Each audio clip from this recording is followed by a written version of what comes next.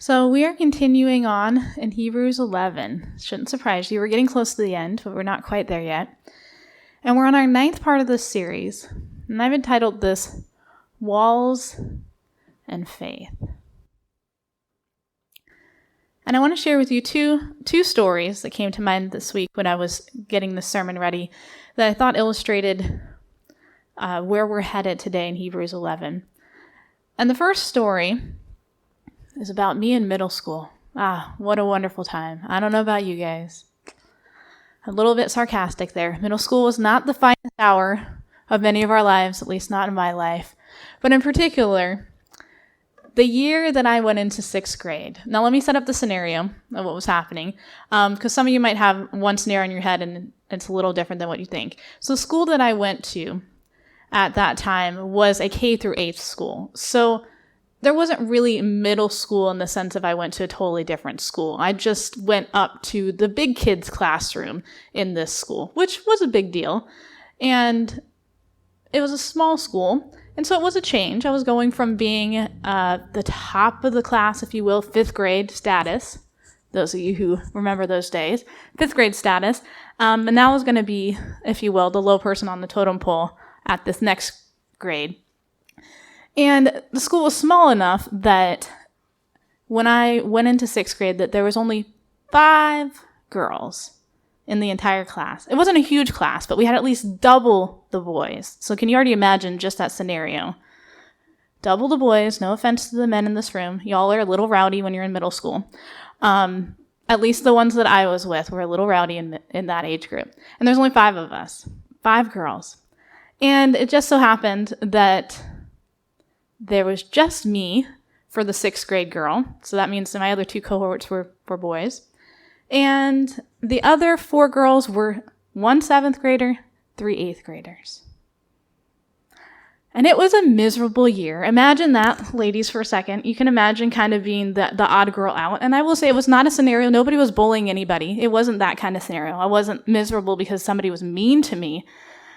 I was miserable because I was the odd girl out of our group of 4, and those girls had already been friends the year before because they had been in school together, and I was in the grade below, so I knew who they were, but I wasn't friends with them. And we didn't have anything in common at that point. I was this lone 6th grader who my one goal in life at that point was I wanted to play field hockey. We loved field hockey, and I wanted to do that so badly, but most of these other girls weren't interested in field hockey. They were interested in, as you might expect, makeup, boys, teeny bopper magazines. I guess they have their place. But when I was in 6th grade, I wasn't really interested in that. And so I was just plain left out, and I was miserable. Again, they didn't bully me. They weren't mean. We weren't rude to each other by any stretch of the imagination. We just didn't really connect the entire school year. And it was awful. But one thing that kept me going as I look back on this horrid year, and by the way, the other piece of this awfulness was we ran through 2 teachers in that year. Thank you, middle school boys in that classroom, in particular. So by the end of the year, we kept switching teachers. I was miserable. The teachers kept switching out. We finally got a teacher that we actually kept for the rest of my middle school career, which was nice. But it was just not a good year all around. But the one thing that kept me going is I knew this in the back of my head. I've just got to make it through this one school year. And next year, because I had friends in the grades below me, next year those kids will come up. They'll be the 6th graders. And I will know some of them, and it's going to be much better. And I held on to that one little piece. Okay, I just got to make it through this school year. And I did, and yes, 7th and 8th grade was much, much better.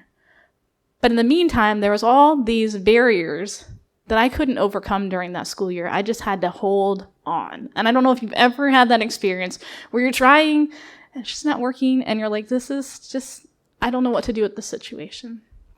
And my second story is just a little more recent. And some of you will know bits and pieces of this story. So roughly 4 or 5 years ago, I decided I was getting a puppy. Many of you know this puppy. She goes by Nibs.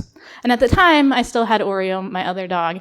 And of course, I was getting this puppy because I knew Oreo was getting older. Some of us do this. You want to kind of get ready for that trade out. And I wanted the old dog to teach the young dog, right? Because Oreo was was just perfect. Y'all know what I'm talking about. If you have an old dog, you get a little one, right? The old one's always, so great. Anyways, so that's my mentality as I get this puppy, which you guys have heard me say this because I thought she was going to do me in. Because here now I have this puppy. And by the way, in the back of my head, as much as I wanted the puppy, I was also very much like, this puppy means that I'm going to lose Oreo, and I don't want to think about that. So in the back of my head, I'm like, this sucks. I really don't want to think about this. But the inevitable was going to happen. This is life on our planet, right? And so it's like, okay, but I'd rather be ready, and I do want another dog after Oreo goes. So the first few months were rough because every time she would do something, I would be like, I would get so frustrated, and I'd be so sad too because she had a lot more energy than Oreo, and I could really see all that, and it was just really rough. And this really came to a head for me when she would bite me. Some of you might remember this when she was really little. She would bite me, and I would get so mad. Why are you biting me? I could not understand. I mean, she's a dog. Things happen. I could not understand her, what was happening, until one day a light bulb came on. I'm sure you've had these experiences. And I realized when I was calmed down enough to look through this and not just be my own frustrated self, she was trying to tell me something, and I was totally oblivious because of my own internal turmoil over this whole puppy thing. I'm sure some of you who are dog people already probably guessed what's happening here. She needed to go to the bathroom.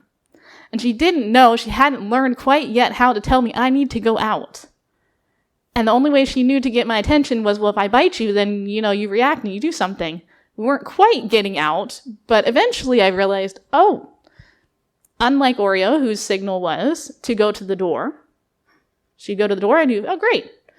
Nibs never picked that up, and in fact has still to this day not picked it up. But once we learned that was her signal, I was able to break. She doesn't bite me anymore, by the way. But what she does, and dog lovers are going to know this, she comes over and she stares at you. Okay, now I can read you. I can understand what's happening here. And if I can catch it before she does that, she's not going to get more insistent and start biting me like what she did when she was little. The problem wasn't necessarily Nibs in that situation, right? Puppies got to learn things.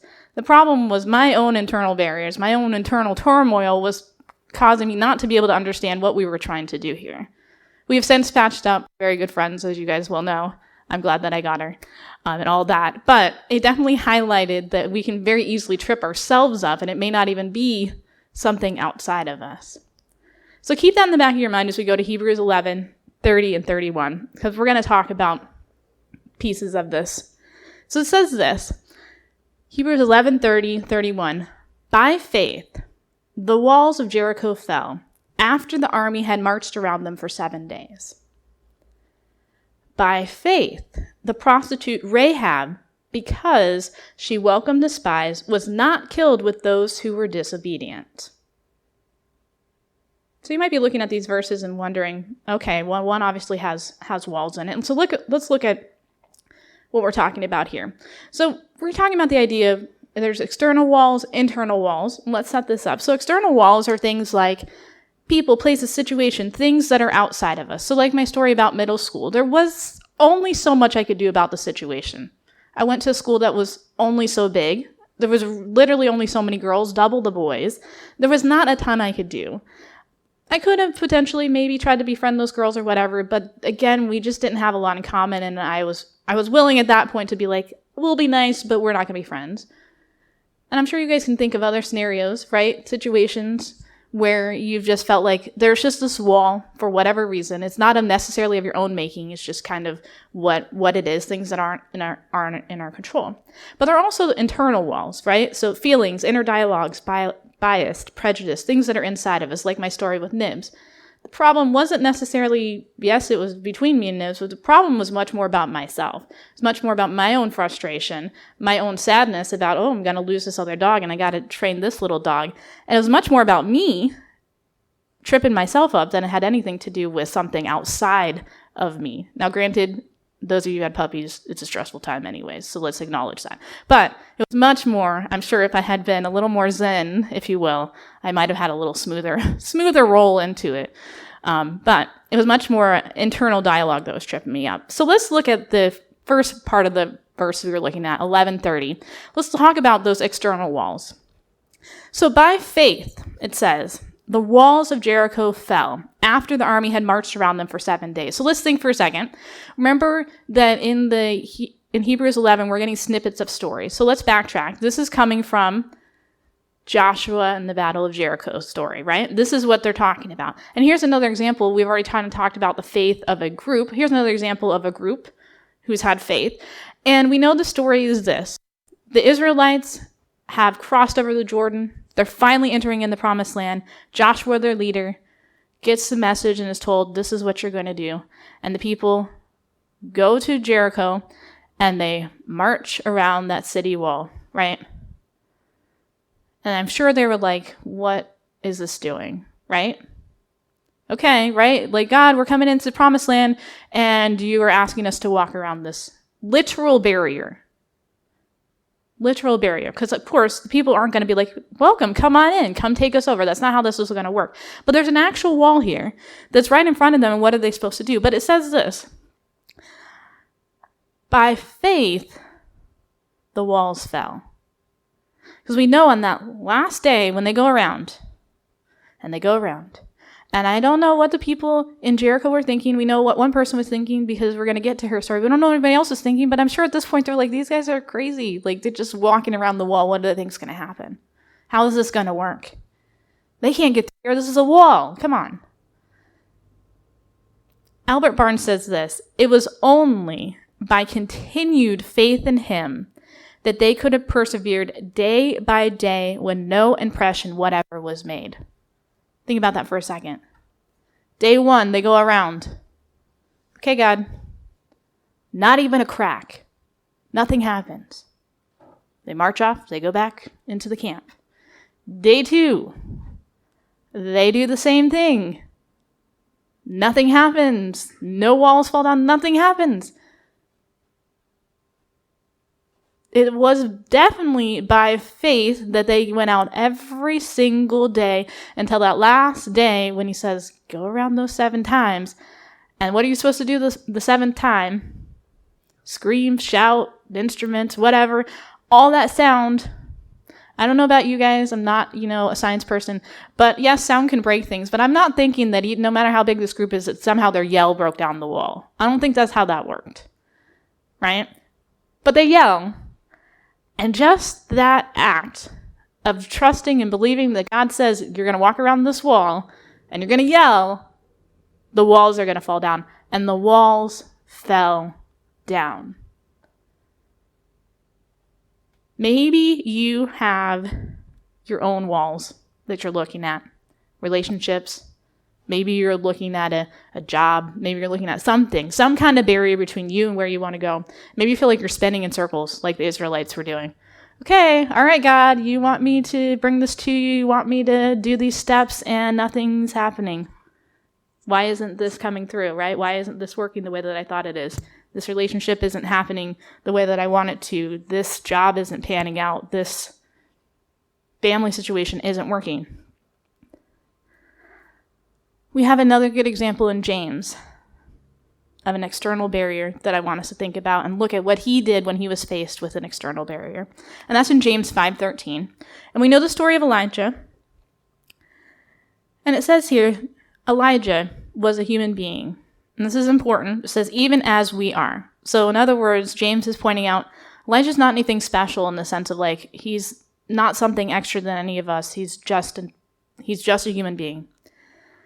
He prayed earnestly that it would not rain, and it did not rain in the land for 3.5 years. So I'm going to pause there for a second. So let's think about this for a second. So he prays, right? There is a evil king in power, and he prays, God, no rain. And especially over in that area, well, in many areas, what's that going to produce? Drought. It produces this external situation where it's going to be hard to grow anything. It's going to be hard to do things, hard to get water, etc. And he prays for this. And at some point, and we all know when he goes up to Mount Carmel and God answers by the fire, it doesn't magically just turn around right then. Very close to after that, right? But it doesn't right at that moment rain after this happens. And it says here, continuing this verse, again he prayed, and the heavens gave rain, and the earth produced its crops. So Elijah prayed, looking right at this external barrier. God, we're out of water. You want to talk about an act of faith, right? When he's up there and he's pouring jugs of water on that altar. Water still is a precious commodity over there. But water was a very precious commodity at that point when they're in the middle of a drought. And it took faith for him to say, keep pouring that on, because that's water that they probably actually needed for other things. But keep pouring it on. And what does he do? What does it say here that he does when he sees this barrier? God's answered, God's the victor. The prophets of Baal are fleeing. It says he prayed again. So that gives us our example for those external barriers that are in front of us. And you're going, God, I cannot see how this is going to work. I cannot see how you're going to move forward from this. Sounds overly simplistic at the moment, but you know who can move those mountains? We've heard that before. God can. And sometimes there's a favorite song of mine that's a gospel song that talks about you don't have to move those mountains, just give me a way around it or something like that. And I think of this here too. So the mountain may not move. This is not a guarantee you're going to pray and God will move whatever your external wall is. But we do know this. Whatever that wall may be, we can never be separated from God. Look at Romans 8:38-39. You guys have heard it, you've seen it, but think about all the possible external barriers this is talking about. So this is Paul now, and Paul is saying, "For I am convinced that neither death nor life, neither angels nor demons, neither the present nor the future, nor any powers, neither height nor depth, nor anything else in all creation will be able to separate us from the love of God that is in Christ Jesus our Lord." This is saying, literally, there is no powers, people and powers, governments, places, things that people might hold over you. None of that, which may be nothing to do with you in the sense of like, you can't control what other people are doing. That can't separate you. Yeah, policies, things will come in place, and you're going to go, God, how am I supposed to do whatever it is that you've asked me to do? These are barriers. I can't do them. But it says right here, that doesn't even separate us. It says height, go up to the highest mountain. Depth, go up to the lowest valley. Or go down the lowest valley, I should say. None of that can separate you from God. External barriers cannot be an excuse. Cannot be an excuse for us. It's an opportunity, as we've been seeing, an opportunity to grow and enhance our faith. And again, as I said, I don't know what God's going to answer when you say, God, this challenge is before me, not something that I've created. I don't know how he's going to answer that for you. Because sometimes the walls in our lives don't fall as clearly as it does in Jericho. But I do know this much, that if you ask God to help you, he will. And this promise right here in Romans lets us know, whatever it is, even if you're sitting there on the other side of the wall going, all right, God, he's going to be sitting right there with you. So let's talk about the next verse here. Let's talk a moment about internal walls. So it says, by faith, the prostitute Rahab, because she welcomed the spies, was not killed with those who were disobedient. Now, I believe, if I'm remembering correctly, this is the second time in Hebrews 11 that we've seen a woman mentioned by name. Okay. And we see right off that she is given a title. She's not only mentioned by name, but she's mentioned by a profession. By faith, the prostitute Rahab. So we already know right away, if you will, she's got one ding against her with her profession. But it also gives us something. Why is she even mentioned in here? Just because she's done something very courageous. And it says because she welcomed the spies. So let's go back to Jericho. Prior to all those walls falling, right, there had to be some scouting out that had to be done to figure out how can we do this, right? This is kind of before God's exactly telling them this is what he's going to do, but they go send some spies over. And the spies go in, and of course, they go into the city, and they want to stay kind of undetected. And what better way to be undetected, if you will, to go to somebody's house, prostitute's house, where strange men are coming and going all the time. Who's going to notice them? Well, obviously that didn't work so well. They were actually noticed. But, the thinking was close there. Like, who's going to notice if we walk into this lady's place? Like, nobody's going to think that's weird. But they go in, and instead of this being a big issue, they're in for a big surprise, right? So the king's men realize they're there, and they go over to Rahab's house, go find out what these spies are doing. And she actually hides in there. But she tells them something very important. She tells them something along the lines of, hey, look, I know that your God is the real God, and we're all terrified of him, just in case you need to know. Please remember me. And I'm paraphrasing. This isn't exactly what she says. And I'm sure they're like, what? Probably the last place these men expect to find somebody of faith is to walk into a prostitute's house and her to say, well, I know that your God is the real God, and please don't leave me out of this. But they make a promise to her, right? They say, okay, you help us out. You put a red cord out. Anybody that comes in, this is a cool part of it. Anybody that comes in, we will not destroy these people in your household. So she could have said, okay, I'm going to do that, and I'm going to hide away, and it's just me that gets saved.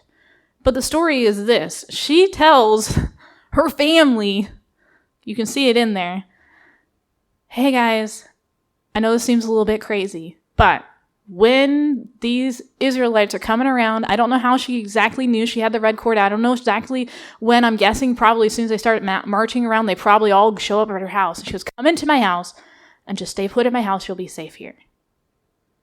And I'm sure they may be like, well, but they had enough faith and trust in her, which might seem really weird. You might, be thinking like, how is this working? But some of her family came into the household with her and were saved. And it says exactly here, they were not killed with those who were disobedient. So you might be wondering for a second, how is she an example of internal walls, internal barriers? Like, who, me? What's going on here? What do you think about this for a second? She is saved. She is brought into the Israelite camp, which we're going to talk about for a second. I want you to think for a moment, though, about what we know about the Israelites, what we know about how God has set up the camps for them. And I want you to think about the possible, because they were human just like the rest of us, prejudice that she must have faced going into this camp. She, by faith, said, I believe in your God. I will help you. I will help you get back to your camp, if you will. She tells them where to hide and everything. But I guarantee you, as nice as they were trying to be, and they probably saved her, I don't think it was an easy road for her to walk into that camp. I don't think that everyone was like, oh, welcome, come on in, That might be the ideal and maybe what we'd like to think in our Christian life. But I don't know about you, when I even think about the story, I think that would have been just plain tough. She's not an Israelite, so she can't be in the camp right away. She's a woman without a husband. She's a prostitute. What are you going to do with this? What are you going to do with this lady? What are you doing here? I guarantee you, she probably heard some comments and things that weren't so nice, and attitudes, and maybe she even had her own she had to have been, she was human, her own prejudice against them, right? She, in essence, think about this, was a traitor to her own people. For a good cause, yes. To go over to God's side, yes. But she was somebody that was like, okay, I'm coming over to your side. It was not an easy road.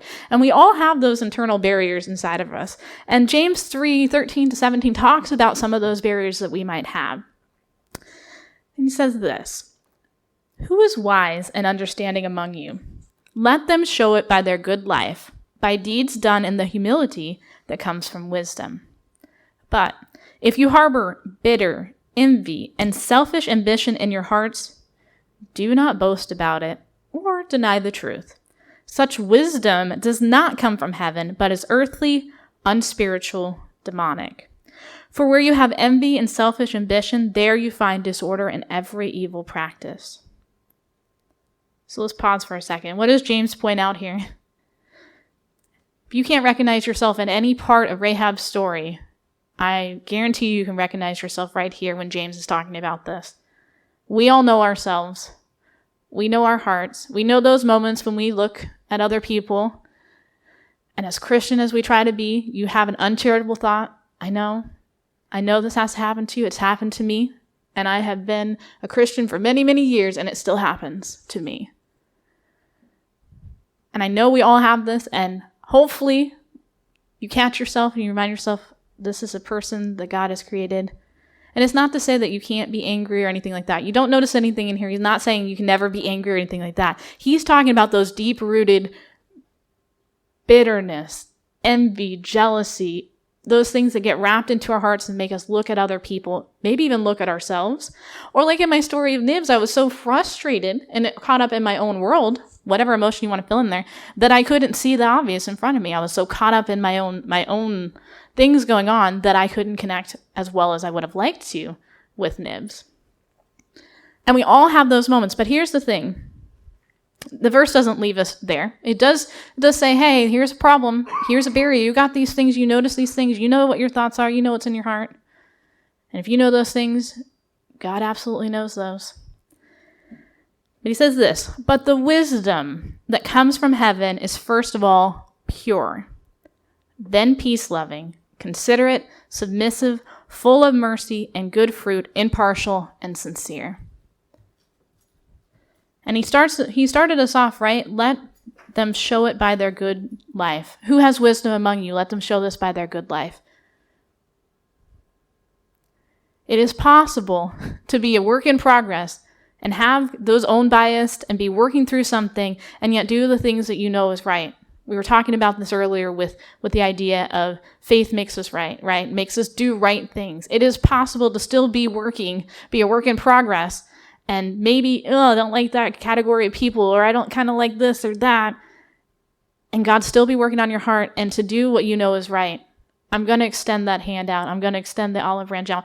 I'm going to acknowledge maybe with somebody that can understand this of like, that was a really difficult situation, and I really don't like this person, and I know God wants me to love everybody, but it's really tough. Sometimes just that listening ear and going, yeah, it is tough, can help us recognize that's normal, but it doesn't give us an excuse, just like the external barrier doesn't give us an excuse. Doesn't give us an excuse to then be rude, to act, as this is saying, with an envy, selfish ambition in our hearts. It doesn't give us that excuse to do that. It's possible for God to work in that internal barrier. And here's the thing that I know and I have seen over and over in my life is that those internal barriers can come down. God can take down, just like the Jericho wall, he can take down the internal barriers in our own lives. Kira Johnson, who is Oregon Conference for Vice President for Administration, the Oregon Conference, I should say, in the March and April Gleaner 2023. So some of you who may have seen this may have read this article. But she talks about the story of Rahab. And I want to read you a little section because I thought this is so powerful in thinking about bringing those walls down. And she says this: Rahab saved the day for those spies, not only by saving their lives, but also by making a pivotal contribution to the victory of their nation. Pivotal contribution. That's a key. And the best they could do was to give her a place outside the camp. Now, granted, you might say, well, if you go read this, well, that's what God told them to do. Yeah, you know what? God also told them to go destroy Jericho, and yet he allowed for Rahab and her family to be saved. But she goes on and says, however, quite a few generations later, when the Word became flesh and lived among us, Rahab was given the pedigree of all pedigrees when it came to citizenship, a place in the Messiah's genealogy. No longer was she a foreigner living outside the camp. Jesus declared her family, and from my reading at least, it seems to be the theme of his ministry. I want to talk about somebody who understood barriers and was breaking down barriers left and right, particularly internal barriers. Kira Johnson nails it here. That's what Jesus was doing. All those stories that we see about his life in the Gospels, the way he treated women, children, Gentiles, people that were unlike him, was all about breaking down those internal barriers. And that same Jesus we know is alive and well today. He's a barrier breaker. Whether you have an external barrier or an internal barrier, he excels at breaking down those barriers. And we know he excels at this, especially when we're willing to connect with him by faith. And so in Romans 8:37, it says this, "No, in all things we are more than conquerors through him who loved us." We are more than conquerors. You can be looking at the external barrier and saying, I have no idea, God, how you're going to do that. I think we've all been there at some point. Sometimes we see those miracles and we go, whoa, I did not see that coming, Lord. I have no idea how you made that happen, and yet here we are.